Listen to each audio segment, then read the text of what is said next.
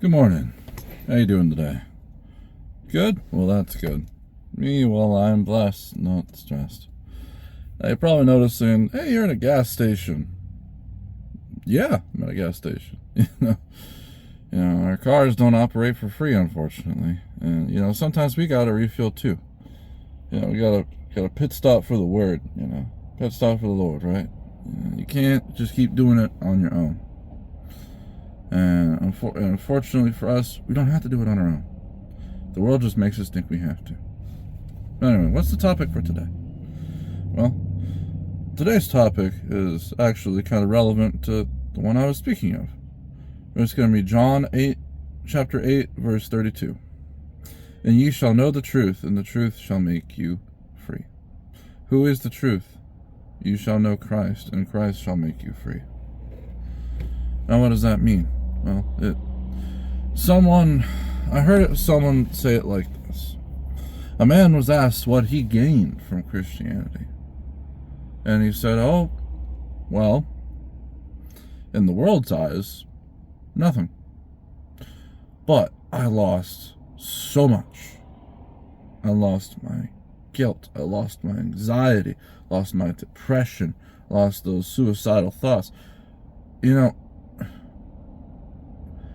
The world, you can tell if a person is worldly when they look at all they have to gain. But you can see when a person is after Christ's own heart when they seek to lose. Not salvation, not him, but, to be less of self, less gratifying to the flesh, and more so gratifying of the one who gave him flesh. Right? For instance, when you pursue the Lord, you're supposed to, surrender to him daily, to put death to your flesh daily. That doesn't mean to just kill yourself every day. That's not what that means. What it does mean is to, put down your earthly desires and pick up the cross, or pick up your cross and follow him. In other words, shoulder, the temptations and all that stuff and offer it to God. Don't try to fight that on your own. You're not strong enough for that. You weren't built for that.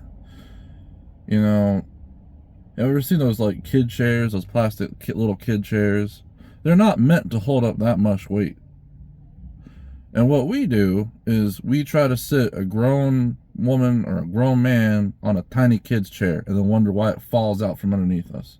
That's essentially what we do, except we put our problems, and that little kid chair is on our shoulders. No wonder we collapse. No wonder we stumble all the time.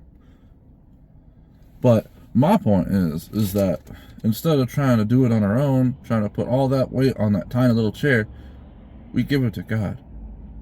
And instead of seeking more in this life, why seek more when you can't handle less? See, a lot of people, they just want more, but they can't even handle the first thing God gave them. And what's that? That's a life. See, they can't manage their life properly. They can't manage their time properly. But, the average person, if they genuinely want something, if they genuinely want to change, they'll make time to make that change. So I'm going to ask you one question. If the average worldly person can make time to make change, why can't you? Let that sink in for a moment. Why can't you? See, it's not us that truly makes the change. But in order to change, you have to want change.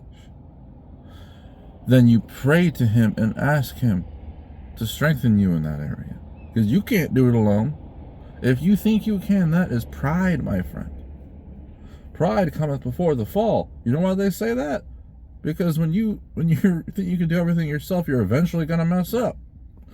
Yes, he might have made you strong, but you know what? That's no excuse to make yourself weak. Because he who sets free is free indeed. You shall know the truth, and the truth shall make you free. Free of all the stuff the world's going to throw at you. Yes, the world is going to throw stuff at you. Yes, you are going to endure tribulation. But you will be free. Free to do his will, not yours. but His will. Trust in Him alone.